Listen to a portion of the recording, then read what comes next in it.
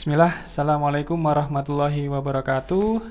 Alhamdulillah, asyhadu an la ilaha illallah wahdahu la syarikalah wa asyhadu anna Muhammadan abduhu wa rasuluhu la nabiyya ba'dah. Allahumma shalli wa sallim ala nabiyyina Muhammad wa ala ali Muhammad. Baik, rekan-rekan, insyaallah di sini saya akan berbagi seperti janji saya akan membuatkan roadmap ya atau mapping. Mapping ini diperlukan untuk teman-teman yang ingin memulai bisnis atau sedang menjalankan bisnis, dengan harapan teman-teman bisa berpikir secara sistematis. Ya, kesalahan dari kita sebagai pebisnis menjalankan bisnis ini tidak berpikir secara sistematis dan tidak melangkah secara sistematis. Jadi lebih banyak kita lompat-lompat, ya. Bahkan parahnya, ketika kita nggak punya pedoman, kita nggak punya blueprint, nggak punya roadmap untuk menuju tujuan bisnis kita. Dan akhirnya yang terjadi adalah bisnis kita bisa gagal di tengah jalan. Karena kita bingung harus memulai dari mana, harus melakukan apa, dan selanjutnya planning ke depan apa. Seperti itu. Nah, roadmap ini ya saya buat berdasarkan dengan pengalaman yang saya jalankan selama 10 tahun membangun sebuah bisnis. Ya, tentunya latar belakang saya sebelumnya kuliah di S2 manajemen. Kemudian saya aplikasikan ilmu saya untuk membangun sebuah rumah sakit waktu itu ya, startup. Kemudian pernah juga di perusahaan kosmetik, startup juga, dan alhamdulillah sudah tersistemasi semua sepeninggal saya. Nah, mudah-mudahan dengan pengalaman saya selama 10 tahun ini membangun sebuah bisnis atau organisasi, nah teman-teman ini bisa memakai guideline ini atau roadmap ini agar teman-teman tidak tersesat di jalan. Ya, minimal kalau sudah berjalan, bisnis kalian sudah berjalan lama, minimal dapat insight baru. Oh, ternyata saya harus melakukan ini. Oh, ternyata harus saya perbaikin ini. Nah, itu harapannya. Seperti itu ya, teman-teman ya. Baik, saya mulai dari 5 tangga bisnis. Ya, 5 tangga bisnis ini coba saya tutup dulu ya, biar teman-teman bisa melihat itu enak melihatnya. Jadi nggak terlalu bingung. Dan bahasa-bahasa yang saya pakai di sini juga bahasa-bahasa yang insya Allah mudah difahami ya.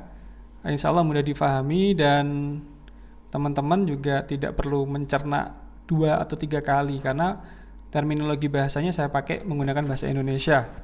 Adapun yang bahasa Inggris ya nanti kita terjemahkan ya. Baik, 5 tangga bisnis kita ketahui bahwa fase pertama itu adalah fase startup, kemudian profiting, systemizing, multiplying, dan investing. Startup itu di mana kita pasti fokus untuk market dan produk atau pasar dan produk. Pada fase awal kita akan mencari market yang cocok buat produk kita atau produk kita sudah mempunyai produk tapi belum dapat market yang cocok. Nah, market dan produk ini tergantung ya, sudah saya sharing di konten-konten saya sebelumnya bahwa market dulu atau produk dulu. Nah, ini tergantung dari posisi kita dalam menjalankan usaha atau bisnis. Kemudian di fase startup ini kita juga akan selalu terfokus ke sales ya, marketing, branding. Nah, ini harus dilakukan pada fase-fase startup ini.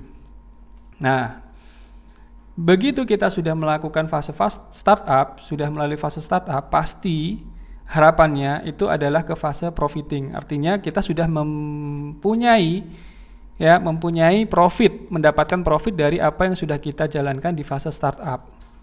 Seperti itu, teman-teman. Oke. Kemudian di fase profiting ini biasanya kita harus sudah memiliki analisa dan laporan keuangan. Ya, ketika kita sudah punya laporan keuangan, kemudian kita analisa keuangan, oh ternyata kita punya margin sekian misalkan. Nah, pada tahap selanjutnya, teman-teman kalian bisa melanjutkan ke fase systemizing. Artinya dengan profit yang sudah kalian dapatkan, dengan margin yang harusnya lumayan sudah besar, ya, itu kita bisa merekrut, membuat sistem masih dalam usaha atau bisnis kita. Nah, di fase systemizing ini tahapannya adalah membangun tim dan membangun SOP. Seperti itu ya rekan-rekan. Nah, di fase profiting ini kita juga kembali ke fase profiting. Sebenarnya fase profiting ini marginnya bisa kita naikkan ya, margin profit atau jumlah profit bisa kita naikkan dengan beberapa step. Ya, misalkan kita hanya memiliki profit taruhlah 10 juta per bulan. Nah, gimana bisa 100 juta? Nah, itu kita bisa menaikkan. Apa yang harus dinaikkan? Apakah lead yang masuk atau apakah proses marketing yang kita tambah, jangkauannya kita perluas, atau mungkin produk kita, kapasitas produksinya kita tambah. Nah, ini tergantung dari analisa masing-masing bisnis kalian ya. Oke, systemizing tadi membangun tim dan membangun SOP. Ketika systemizing ini sudah oke, kita udah punya tim, SOP-nya udah jelas, per departemen sudah ada PIC-nya. Selanjutnya kita bisa melakukan multiplying atau membuka cabang. Ya, membuka cabang ini bisa mandiri atau franchise, atau mungkin bentuk-bentuk kerjasama yang lain ya. Kita duplikasi itu bisnis kita yang sudah ada. Nah, kebanyakan bisnis itu gagal karena mungkin belum tersistemasi tapi sudah nekat melakukan multiplying atau duplikasi bisnis itu sendiri. Nah, biasanya gagal. Kemudian investing ini ya bisa mencari investor untuk memperbesar bisnis kita atau menjadi investor di proses bisnis lain mungkin. Jadi ada diferensiasi proses bisnis yang lain. Misalkan kita sudah memiliki klinik kecantikan atau sudah membuka proses bisnis frozen food dan lain sebagainya, kita bisa mencari bisnis-bisnis yang lain yang mungkin masih ada irisannya atau produk pasangannya. Seperti itu. Nah, ini ya 5 tangga bisnis mulai dari startup, profiting, systemizing, multiplying dan investing itu sendiri. Nah, kalian di posisi mana? Bisa dinilai sendiri-sendiri ya, apakah di startup, profiting, atau systemizing, atau multiplying, investing, nanti bisa dianalisa masing-masing individu. Oh, saya masih di fase profiting nih, belum sampai systemizing. Ya sudah, nggak ada masalah, nanti bisa tetap menggunakan framework ini. Atau ketika kita ternyata sudah di fase multiplying tapi lupa melangkahi sistem loncat dari profiting langsung multiplying tanpa melakukan systemizing, berarti harus diperbaiki dulu systemizing ya, sambil berjalan seperti itu. Nah, ini ya, tadi kita sudah bicara 5 tangga bisnis, kemudian kita akan sharing ya roadmap. Roadmap itu kalau bisa dikatakan ya map itu kan peta, road itu jalan. Jadi jalan atau peta yang memetakan proses perjalanan bisnis kita itu mau kemana gitu. Nah, sebagai pengusaha, sebagai pebisnis, atau mungkin rekan-rekan atau teman-teman yang ingin mempunyai bisnis, nah ini juga bisa dipelajari ya bagaimana roadmap ini. Minimal kita sudah punya ilmu. Karena ketika kita punya ilmu itu ingin diamalkan. Ya. Contohnya misalkan ketika kita pengen umroh, ya kalian harus mengilmui bagaimana umroh, prosesnya umroh seperti apa, niat fikihnya seperti apa, dan lain sebagainya. Insya Allah ketika sudah mengilmui, ilmu itu otomatis ingin diamalkan. Jadi kita akan dimudahkan jalannya untuk menuju ke proses umroh. Seperti itu. Seperti halnya juga proses bisnis. Ketika kita mengilmui ilmu bisnis, ya manajemen, manajerial, leadership, ya kan, kemudian marketing dan lain sebagainya, itu insya Allah ilmu itu mau nggak mau pengen diamalkan secara otomatis seperti itu. Nah, wajib bagi semua atau yang ingin menjadi pebisnis atau pengusaha itu kita wajib mempunyai fondasi bisnis. Ya, fondasi bisnis itu bukan hanya untung rugi, ya bagaimana profit, bagaimana memperbesar aset, ya itu semua adalah fondasi bisnisnya orang-orang kapitalis, di mana tolak ukurnya adalah keuangan ya, atau duniawi. Nah, sedangkan kita sebagai seorang muslim ya, kita harus punya fondasi bisnis yang berkah. Berkah artinya apa? Artinya itu bertambah kebaikan. Definisi berkah itu adalah bertambah kebaikan. Ya, jadi hartanya banyak, kebaikannya banyak. Jangan sampai hartanya banyak, dunianya banyak, tapi tidak ada kebaikan di dalam dirinya. ya, tidurnya gelisah, anak-anaknya mungkin bermasalah, keluarga juga tidak harmonis dan sebagainya. Ini kita tidak inginkan. Nah, fondasi bisnis berkah ini kita akan berbicara tentang sebenarnya angka cukup kita itu seberapa sih, angka cukup kita. Jadi jangan sampai kita kemaruk dalam hal duniawi, kita lebih-lebihkan, kita berlomba-lomba untuk menumpuk. Padahal angka cukup kita hanya segini, gitu, nggak banyak-banyak. Ya, jadi jangan sampai kita melampaui batas angka kecukupan kita. Ya, kemudian di fondasi bisnis berkah ini juga kita akan berbicara tentang bagaimana sih sebenarnya konsep rezeki, ya. Kemudian berfokus pada prosesnya itu bukan hanya baik, tapi baik dan benar, ya. Nah, kadang kita melakukan proses yang bagaimana melanggar nilai-nilai yang seharusnya tidak kita langgar, ya. Misalkan dengan cara apa? Misalkan dengan cara riba, hutang, ya kan, kemudian mungkin menipu, ya, nauzubillahi min dzalik. Nah, itu bisnis yang seperti itu fondasinya tidak akan berkah, seperti itu. Kemudian kita akan belajar, ya, analisa SWOT. Ya, analisa SWOT ini bisa kita lakukan sembari proses bisnis itu berjalan, ya, atau mungkin waktu pertama kali kita mau menentukan kita mau bisnis apa, kita analisa dulu sebenarnya kita tuh potensinya di mana, ya. Nah, analisa SWOT ini ada kekuatan, kelemahan, peluang maupun ancaman. Nah, kekuatan itu berfokus pada diri secara internal. Kekuatan kalian apa? Kekuatan bisnis kalian apa? Kekuatan organisasi kalian apa? Kemudian kelemahan. Berarti di sini kelemahan itu ya secara internal juga. Internal kita sedang lemah apa? Misalkan, oh, saya lemah di marketing, berarti cari orang marketing. Oh, saya lemah di sisi keuangan, berarti cari orang keuangan. Oh, saya lemah di sisi desain, komunikasi visual misalkan, berarti saya harus nyari orang advertising atau orang desain, seperti itu. Nah, kemudian kita belajar tentang peluang dan ancaman. Peluang dan ancaman tentunya bersumber dari eksternal, ya, atau dari luar organisasi kita. Apa yang ada peluang di market, apa peluang yang ada di pasar, dan mungkin ancaman-ancaman yang bisa terjadi dari pesaing, kebijakan mungkin dari pemerintah yang bergonta-ganti dan lain sebagainya. Nah, ini kita harus belajar. Jangan sampai, ya, kita sudah mempunyai kekuatan yang bagus tapi kita masih mikirin kelemahan-kelemahan kita yang ada, ya. Jadi kita fokus ke kekuatan. Kemudian merumuskan visi misi. Visi misi itu juga harus punya tujuan yang mulia, ya, atau noble purpose. Artinya gini, tujuan kita mendirikan sebuah bisnis itu jangan hanya melulu soal dunia atau materi, ya, tapi bagaimana kita bisa bermanfaat terhadap orang lain. Karena sebaik-baik orang itu adalah orang yang bermanfaat bagi orang lain, ya. Jadi visi misi organisasi yang mempunyai manfaat terhadap orang lain atau kepada masyarakat itu pasti akan didukung oleh masyarakat itu sendiri, ya. Kemudian kita harus menggali, why, mengapa sih saya harus menjalankan proses bisnis ini, gitu. Karena why itu adalah sesuatu yang besar, ya, potensi kekuatan yang besar yang harus kita gali. Mengapa? Karena dari algoritma dari Simon Sinek itu, yang pertama harus kita gali itu adalah sebenarnya why, mengapa. Baru setelah mengapa itu kita belajar how, bagaimana, dan what, terus apa. Seperti itu tujuan frameworknya. Jadi mulai dari why dulu, kemudian setelah ketemu why-nya kita terus tanya, terus bagaimana kalau saya mempunyai alasan seperti ini, why-nya, kemudian kita gali how, dan what-nya itu adalah langkah-langkah yang harus kita lakukan. Nah, itu kita akan belajar di dalam perumusan visi dan misi. Seperti itu, ya.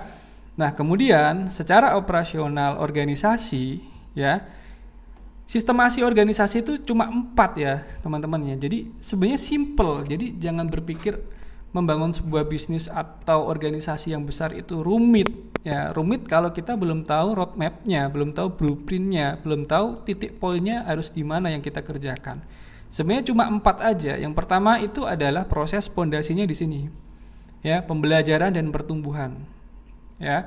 Kemudian proses bisnisnya itu sendiri, Kalian bisnisnya apa? Misalkan bisnis klinik kecantikan, berarti proses bisnisnya adalah produk dan layanan. Ya. Misalkan kalian bisnisnya apa? Oh, saya punya bisnis makanan. Berarti proses bisnisnya adalah yang utama adalah produk makanannya itu sendiri, tapi harus dijamin juga dengan pelayanan. Bisnisnya apa? Misalkan, oh bisnis saya jualan baju misalkan, punya butik dan lain sebagainya. Ya sama. Intinya adalah produk itu gabungan antara dua, yaitu barang plus jasa. Yaitu kita nanti akan belajar di proses bisnisnya. Kemudian secara aspek pelanggan, ya. Dari pelanggan kita harus kita apakan? Misalkan di sini ya pelanggan, kemudian dari sisi keuangan. Jadi sistemasi proses bisnis itu hanya 4 aspek ini. Ya, nah ini kita akan belajar masing-masingnya di sini ya. Kita belajar di sini. Ya, dari sisi pembelajaran pertumbuhan sebenarnya kita itu berbicara tentang sistem kepegawaian, ya, atau sistemasi kerja. Ya, di sini ada kita target KPI-nya atau Key Performance Indicator-nya itu biasanya pengetahuan dan komitmen karyawannya itu seperti apa, budaya kerjanya apa, kemudian menggunakan sistem atau IT. Ya, nah di ARD ini kita bicara tentang peraturan perusahaan, instruksi kerja atau job desk, ya, struktur organisasi, kemudian rekrutmen dan trainingnya harus seperti apa, kemudian kita bicara coaching, mentoring, evaluating, kemudian menggunakan sistem IT.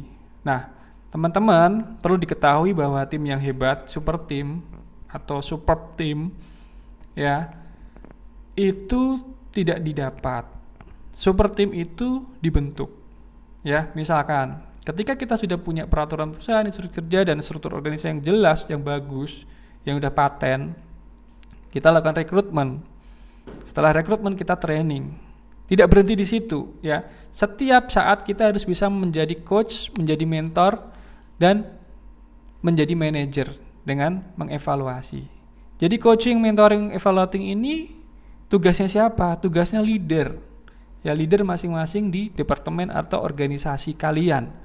Ya, dan leader yang paling tinggi, pucuk pimpinan yang tinggi itu adalah direktur. Direktur pasti akan mengekor ke kebijakan dari business owner atau komisaris. Nah, teman-teman harus mempunyai kapasitas kemampuan ini, ya, agar timnya menjadi tim yang hebat atau super tim. Kemudian secara proses bisnis tadi sudah kita bahas sedikit, ya. Di dalam bisnis itu ada produk, ada juga layanan. Makanya kita fokusnya adalah ke kualitas pelayanan dan kualitas produk. Nah, ini kita bicara tentang operasional, ya. Nah, apa sih yang harus dilakukan? Ya, analisa, evaluasi, inovasi produk. Analisa produk kita sendiri, evaluasi produk kita sendiri, inovasi produk kita sendiri. Dan jangan sampai lupa kita harus analisa, evaluasi pesaing juga, ya. Karena balik lagi tadi kita berbicara analisa SWOT, ada ancaman dari pesaing-pesaing kita. Nah, jangan sampai kita lengah seperti yang saya bahas bahwa dalam sebuah proses bisnis itu banyak tangganya, ya. Startup, kemudian fasenya fase growing, kemudian fase leading, bisa jadi superpower atau justru malah stagnan dan akhirnya perusahaan itu bangkrut. Karena apa? Karena dia nggak pernah melakukan analisa, nggak pernah melakukan evaluasi, dan nggak pernah melakukan inovasi. Dia sudah nyaman di zonanya sendiri. Padahal zona nyaman itu adalah zona yang berbahaya. Jadi kalian harus membentuk bagaimana produk kalian, layanan kalian harus tetap oke. Kemudian kita berbicara persediaan. Ya, persediaan ini bahasa kerennya supply chain atau logistik. Tapi kalau kita bahas di sini kita pakai bahasa yang umum aja lah, karena mungkin yang mendengarkan belajar dengan konten saya ini, materi saya ini mungkin pengetahuannya juga macam-macam ya. Ada yang apa sih supply chain? Nanti bingung gitu. Ya udah saya bikin aja namanya persediaan. Persediaan itu artinya dari proses bahan baku. Kalau kalian sebagai produsen misalkan jualan lapis, ya, jualan lapis. Berarti persediaan itu mulai dari tepungnya, ya kan, butternya mungkin, gulanya, telurnya. Nah, harus ditata, ya. Kemudian proses produksinya seperti apa, formulasinya seperti apa, itu juga harus tertata. Kemudian proses pengemasannya seperti apa, ya kan? Kemudian kemasannya seperti apa, itu juga harus tertata dengan baik. Sampai proses pengiriman, delivery-nya ke pelanggan itu juga harus dipikirkan dengan baik. Ini bicara tentang operasional di proses bisnis kita. Sampai produk itu diterima sama pelanggan. Nah, itu bicara operasional. Kemudian kita harus melakukan pelayanan yang terbaik, ya kan? Ada delightful service, ada yang bilang pelayanan prima, ada yang bilang pelayanan service excellent. Ya, itu terminologi itu silakan kalian pakai. Tapi yang penting adalah persepsi customer terhadap kalian. Jangan sampai kita menggunakan terminologi yang tinggi, misalkan service excellent, pelayanan prima, delightful service, tapi kenyataannya nggak sampai di sana. Pelayanan kalian masih pelayanan yang biasa-biasa aja. Nah, ini juga akan mengganggu. Makanya bagaimana menjadikan pelayanan terbaik itu ada hubungannya dengan di sini, di pembelajaran dan pertumbuhan. Karena yang kita gerakan ini bukan robot, yang kita gerakan ini adalah manusia. Ya, kecuali kalian sudah menggunakan robot misalkan. Kemudian dari proses pelanggan. Ya, proses pelanggan itu kita sebenarnya berbicara tentang marketing, ya. Ada repeat order ini artinya pelanggan kita yang sudah beli, ya kan, balik lagi beli lagi, atau retensi. Nah, itu berapa persen? Bisa nggak kita retensi pelanggan 100%? Mustahil ya teman-teman ya, pasti ada yang tidak suka dengan produk kita. Tapi paling tidak retensi itu biasanya mungkin dia nggak repeat order sekarang, ya, tapi bina relationship dengan baik. Ya, nah kita pakai indikatornya mungkin per 3 bulan atau per 6 bulan tergantung dari produk kalian. Kalau jualan properti ya retensinya nggak mungkin dong 1 bulan dia harus repeat order lagi beli properti gitu. Kalau properti mungkin retensi pelanggan itu bisa puluhan tahun, ya, karena mungkin dia sudah beli 10 tahun dia pengen beli lagi, menghubungi kalian, menghubungi teman-teman. Nah, ini retensinya beda-beda tergantung dari produk. Kalau produk kalian fast moving ya retensinya mungkin bisa mingguan, ya, mungkin bisa bulanan atau bisa 2 bulan. Kalau skincare itu ya habisnya paling enggak 1-2 bulan. Nah, retensinya kita hitung mungkin ya 1-2 bulan atau mungkin maksimal 3 bulan. Nah, itu menghitung retensi pelanggan. Kemudian kepercayaan pelanggan. Nah, gimana caranya? Caranya adalah dengan menggunakan penilaian kuesioner. Kita harus cek pelanggan kita ini puas enggak sih kepercayaannya gitu. Kemudian pertumbuhan pelanggan. Pertumbuhan pelanggan itu pertambahan pelanggan ya, misalkan dari 5 ke 10, 10 ke 20, 20 ke 100 misalkan. Nah, kita berbicara tentang proses marketing sebenarnya. Tapi di dalam marketing itu sendiri juga panjang ya. Di sini ada marketing, selling, branding. Apa sih bedanya marketing, selling, branding? Nah, marketing itu gampangnya gini ya teman-teman ya. Marketing itu adalah proses di mana kalian merumuskan strategi atau rencana bagaimana menawarkan produk atau promosi.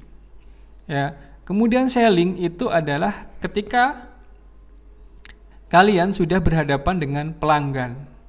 Teknik sellingnya seperti apa? Apakah dengan diskon atau free atau bundling dan sebagainya? Itu adalah kita bicara tentang selling. Jadi marketing tadi adalah sebelum kita melakukan transaksi, selling itu saat kita melakukan transaksi, dan branding sendiri itu adalah proses di mana ya setelah selling itu terjadi. Misalkan seperti ini. Kita mempunyai tagline. Produk kita adalah produk kecap nomor 1 misalkan.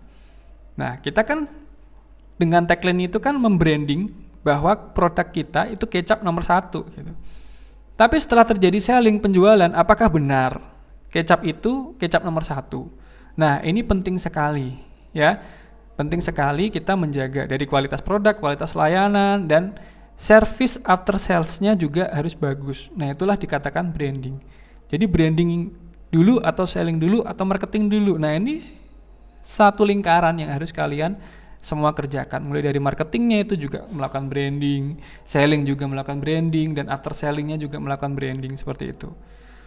Nah, di sini marketing kita bicara nanti STP, segmenting, targeting, positioning, atau yang disebut geografi, demografi, psychobehavior, ya. Nah, itulah apa? Tempatnya di mana, kebiasaannya apa, ya secara sosial seperti apa, uh, gajinya berapa atau penghasilannya berapa, targetingnya yang mana. Nah, ini di mana lokasinya, provinsi mana. Nah, ini kita berbicara segmenting, targeting, positioning.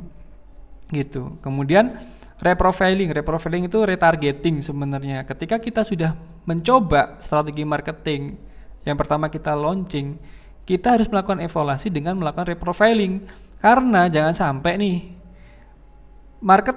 strategi marketing yang kita sudah eksekusi itu tidak pas dengan produk kita atau tidak sesuai. Marketnya yang kita bidik itu ternyata market yang mati kayak kuburan misalkan. Kita jualan di kuburan kira-kira laris enggak, ya.